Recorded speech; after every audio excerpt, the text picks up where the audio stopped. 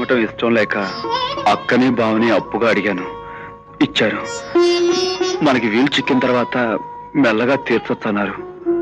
మరి మరి ఈ విషయం నాకు ముందెందుకు చెప్పలేదురా? నువ్వు చెప్పకుండా స్వతంత్రించి పని చేసినందుకు కోపడతారేమోనని చెప్పలేదు.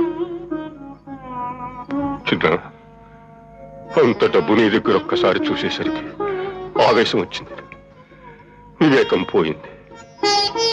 ఎవరిని నమ్మలేకపోతున్నాను రా. ఆఖరికి నన్ను నేనే నమ్ముకోలేని స్థితి వచ్చింది. వెళ్ళు, డబ్బు బీరువాలో పెట్టు.